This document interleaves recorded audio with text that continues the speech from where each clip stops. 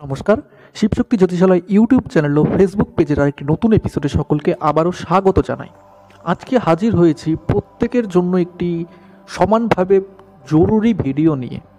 তো এখানে আমি 3টে প্রয়োগের কথা বলবো, যেই প্রয়োগ দ্বারা কিন্তু যে কোনো প্রকার তন্তুক্রিয়ার থেকে আপনি বাঁচতে পারবেন। তো সবার দ্বারা কিন্তু সম্ভব হয় না কোনো মন্ত্র বা যন্ত্র দ্বারা কোনো কিছু করার। তো আমি সহজ 3টে উপায় বলছি। এই সহজ 3টে উপায় যদি আপনি করতে পারেন তাহলে কিন্তু অবশ্যই আপনার ওপর যদি কোনো তন্ত্রক্রিয়া হয়ে থাকে, তবে কিন্তু এগুলো যতটা না কাজ করবে, তন্ত্রক্রিয়া না হলে, অর্থাৎ আপনার শত্রু রয়েছে চারিদিকে, আপনার ওপর চারিদিক থেকে যে হিংসের আগুনে আপনি জ্বলছেন, চারিদিক থেকে লোকের নজরে পড়ছেন, বদ নজর আসছে, সেই জায়গাগুলো থেকে কিন্তু কাজ করবে এবং যেন আপনার শত্রু তৈরি না হয় সেটাই কিন্তু এটি বেশি সাহায্য করবে। এবার ব্যাপার হচ্ছে তন্ত্রক্রিয়া হলে কি করবে। তন্ত্রক্রিয়া যদি মনে হয় আপনার উপর হয়েছে, তবুও কিন্তু এই যে জিনিসগুলো আজকে আমি বলবো, যে 3টে প্রয়োগ করব, সেই 3টে সবার প্রথম আপনি নিজে থেকে করুন। এই 3টেতে করলে আশা করি যদি ছোটোখাটো কিছু করা হয়ে থাকে আপনার উপর, তাহলে কিন্তু দেখবেন এতেই আপনার সুস্থ হয়ে যাবেন। এছাড়া যদি নজর লেগে থাকে বা কোনো হাওয়া বাতাস লেগে থাকে, সেগুলোও কিন্তু এর দ্বারা অনেকটাই কিন্তু ঠিক হয়ে যাবে। এর পরেও যদি কোনো সমস্যা হয় তাহলে কিন্তু অবশ্যই কোনো অভিজ্ঞ তান্ত্রিকের সঙ্গে বা জ্যোতিষের সঙ্গে যোগাযোগ করুন। তবে আপনার উপর যদি কোনো তন্ত্রক্রিয়া হয় তখন কিন্তু অবশ্যই আপনাকে এমন জ্যোতিষের সঙ্গে যোগাযোগ করতে হবে যে জ্যোতিষের পাশাপাশি তান্ত্রিক। কারণ জ্যোতিষের মাধ্যমে কিন্তু কেন হচ্ছে সেটা জানা যায়, কিন্তু তার প্রতিকার কিন্তু করতে হয় তন্ত্রের মাধ্যমেই। তাই সেই তান্ত্রিকের কাছে বা সেই জ্যোতিষের কাছেই যাওয়া প্রয়োজন, যে এই দুটি জিনিসই সমানভাবে জানে এবং দুটোর ওপরই তার সমানভাবে দক্ষতা রয়েছে।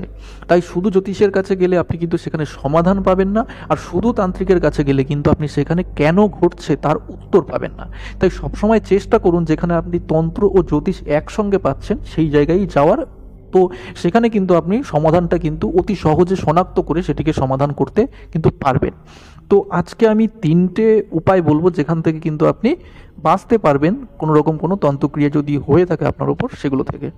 তো প্রথম যেটি হচ্ছে সেটি হচ্ছে শনি বা মঙ্গলবার আপনাকে করতে হবে।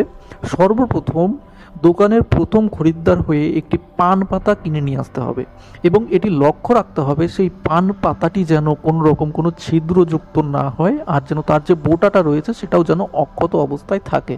অর্থাৎ কোনো রকম কোনো পচা গলা বা ফুটোযুক্ত যেন পান পাতাটি না হয়, সেটা কিন্তু নজর রাখতে হবে। আর প্রথম খরিদ্দার হয়ে আপনাকে কিন্তু এক দামেই পান পাতাটিকে কিনতে হবে। আপনি যদি একটি পান পাতা কিনতে না পারেন, বেশি কিনতে পারেন, কোনো অসুবিধা নেই, কিন্তু কোনো দাম দর আপনি করতে পারবেন না। আর এটি করতে হবে শনিবার দিন, প্রথম খরিদ্দার হিসেবেই আপনাকে এটি করতে হবে। তো এটি নিয়ে বাড়িতে চলে আসলেন। এবার যে কাজটি করবেন সেটি করতে হবে আপনার সন্ধেবেলা, অর্থাৎ যখন সূর্য ডুবছে সেই সময়টাতে কিন্তু করতে হবে। কি করতে হবে, সেই পান পাতার উপর একটি এলাচ আর 2টো বাতাসা আর একটু লবঙ্গ দিয়ে দিন। 2-3টে লবঙ্গ দিয়ে, যার উপর মনে হচ্ছে তন্ত্রক্রিয়া হয়েছে তার কিন্তু এটি করতে হবে, অন্য কেউ করলেও হবে না। তো নিজে এটি সাজাবেন, আপনার মন্দিরে বসেই বা পুজোর স্থানে বসে সাজিয়ে নিলেন। সাজিয়ে নিয়ে সেটিকে মুড়ে নেবেন ভালো করে, পান পাতাটিকে যেরকমভাবে মুড়ে খাওয়া হয় সেরকমভাবে মুড়ে নিয়ে নিজের মাথার উপর দিয়ে 7 বার ঘুরিয়ে নেবেন। আর যখন এটি করবেন তখন অবশ্যই কিন্তু সামনে একটি ধূপবাতি আর প্রদীপ জ্বালিয়ে দেবেন। ঘিয়ের প্রদীপ জ্বালিয়ে ডান পাশে আপনার রাখবেন। রেখে তারপর এটিকে মাথার যে ক্লকওয়াইজ, অর্থাৎ ঘড়ির কাঁটার দিকে কিন্তু ঘুরিয়ে নেবেন 7 বার। এবার ব্যাপার হচ্ছে আরেকটি মন্ত্র আপনি এর সঙ্গে জপ করতে পারেন যদি সম্ভব হয়, যে দুং দুর্গে নমঃ, দুং দুর্গায়ে নমঃ। এই মন্ত্রটি আপনি 108 বার সম্ভব হলে সেই পাতাটি সামনে রেখে সাজিয়ে তারপর মুড়িয়ে নিয়ে সেটি মাথাতে ঘুরিয়ে নিতে পারেন। এটি করে নিলে কিন্তু খুব ভালো হবে।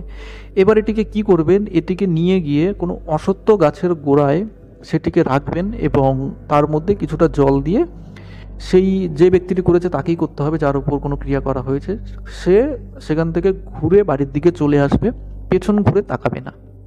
এরকমভাবে কিন্তু আপনাকে প্রতি সপ্তাহে করে যেতে হবে। যদি শনিবার করেন প্রতি শনিবার, যদি মঙ্গলবার করেন প্রতি মঙ্গলবার। তো এর ফলে কিন্তু আপনার উপর যে ক্রিয়া করা হয়েছে সেগুলোর যে প্রভাব সেগুলো আস্তে আস্তে কমতে থাকবে, আর আপনার যে গ্রহগত সমস্যা সেগুলোও কিন্তু এর মাধ্যমে কিন্তু সলভ হয়ে যাবে। কিন্তু এতে কি আপনার একটু সময় লাগবে এই প্রয়োগের দ্বারা।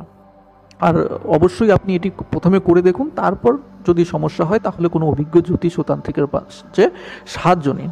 অবশ্যই প্রথমে এটি আপনি নিজে করুন, এবং তারপরেও যদি সমস্যা থেকে থাকে তাহলে কিন্তু কোনো অভিজ্ঞ জ্যোতিষ ও তান্ত্রিকের কিন্তু শরণাপন্ন আপনি হন, সেখান থেকে প্রতিকার করান। এবার আসছি দ্বিতীয় প্রতিকারে। দ্বিতীয় প্রতিকার হচ্ছে, দেখুন, সমস্যা যাই হোক না কেন, সেটি তন্ত্রের দ্বারা হোক বা কোনো শত্রুই তন্ত্রক্রিয়া করবে আপনার উপর, কেউ তো এমনি এমনি করবে না। অর্থাৎ শত্রুকে যদি বন্ধুতে পরিবর্তন করতে হয় তাহলে কিন্তু আপনার প্রথমে জানতে হবে জিনিসটা কেন হচ্ছে এবং কোথা থেকে হচ্ছে। অবশ্যই কিন্তু আপনার যে জন্মছক সেখানেও কিন্তু আপনি দেখতে পারবেন কি থেকে আপনি যে সমস্যায় ভুগছেন সেটি হচ্ছে। হতে পারে কোনো আপনার আশেপাশের কোনো প্রিয়জন, সে আপনার শত্রু যাকে আপনি বন্ধু দেখছেন, বা হতে পারে কোনো আপনার ব্যবসা ক্ষেত্রে শত্রু, বিভিন্ন দিকে থাকতে পারে। তো সেটি কিন্তু অবশ্যই কিন্তু গ্রহগত সমস্যার কারণেও হয়ে থাকে, যা আপনার কর্মের ফল। তো আপনি যদি এই সমস্যাগুলো সমাধান করতে চান, সবার থেকে সহজ উপায় হচ্ছে নবগ্রহ হোম। নবগ্রহ হোম অবশ্যই আপনার বাড়িতে করান। প্রতি বছর যদি একবার করে আপনি বাড়িতে নবগ্রহ হোম করান তাহলে কিন্তু পুরো পরিবার, শুধু কোনো ব্যক্তি নয়, পুরো পরিবারই কিন্তু সেই পুরো বছরটি কিন্তু সুখে শান্তিতে বসবাস করতে পারবে। তাই প্রত্যেকটা ব্যক্তিরই প্রয়োজন বাড়িতে নবগ্রহ হোম করানো, এবং যার সমস্যা খুবই বেশি হচ্ছে এবং যার জন্মছক খুবই পীড়িত কোনো গ্রহ, তার কিন্তু নবগ্রহ কবচ ধারণ করা প্রয়োজন। তো এটি গেল দ্বিতীয় উপায়। এবার তৃতীয় উপায় হচ্ছে, আপনারা প্রত্যেকেই নিশ্চয়ই বাড়িতে সন্ধেবাতি বা ধূপবাতি দিয়ে থাকেন। সেই যে বাতিটি দ্বারা ধূপ দিচ্ছেন, অর্থাৎ ধূপকাঠির ব্যবহার না করে যে নারিকেলের যে আঁশগুলো হয় সেগুলো দ্বারা একটি ধূপবাতি তৈরি করুন, বা যে ঘুঁটে হয় সেগুলো দ্বারাও কিন্তু করতে পারেন। তো সব থেকে ভালো হয় নারকেলের যে আঁশ হয় সেগুলো দিয়ে যদি সম্ভব হয় সেটা দিয়ে করুন, নাহলে ঘুঁটে। সেটা কি করবে, সেটা জ্বালিয়ে দিয়ে তার উপর কিছুটা ধুনো দিলেন। ধুনোর গুঁড়ো কিন্তু আপনি দশকর্মার দোকানে পেয়ে যাবেন। তো ধুনো কিন্তু অনেকেই গ্রামাঞ্চলে এখনও লোকে দিয়ে থাকে। তো ধুনোর সঙ্গে আরও কয়েকটা জিনিস আপনার দেওয়া প্রয়োজন, সেটি হচ্ছে গুগ্গুল দিতে হবে। গুগ্গুলের সঙ্গে দিতে হবে আপনার হচ্ছে গিয়ে লবঙ্গ, আপনি 3টে বা 7টা লবঙ্গ দিতে পারেন। তার সঙ্গে কিছু সাদা সরিষা। এই কটা জিনিস যদি আপনি একসঙ্গে দিয়ে যদি ধূপবাতি জ্বালিয়ে সারা বাড়িতে দেখান তাহলে কিন্তু কোনো অপশক্তি বা নবগ্রহের সমস্যা সবই কিন্তু নির্মূল হয় এই ধূপবাতির মাধ্যমে। কোনো গ্রহগত কোনো খারাপ দৃষ্টি আপনার বাড়িতে থাকলে বা কোনো অপশক্তির দৃষ্টি যদি আপনার বাড়িতে থেকে থাকে, তারও কিন্তু নিরাময় হবে এই একটি পদ্ধতির দ্বারা। তাই অবশ্যই যে 3টে বলেছি, যদি আপনি 3টেই করতে পারেন তাহলে তো খুবই ভালো, ম্যাজিকের মতো এফেক্ট দেখতে পাবেন। 3টেই কিন্তু পরীক্ষিত, এবং আমি নিজের বাড়িতেও কিন্তু এগুলো করে থাকি।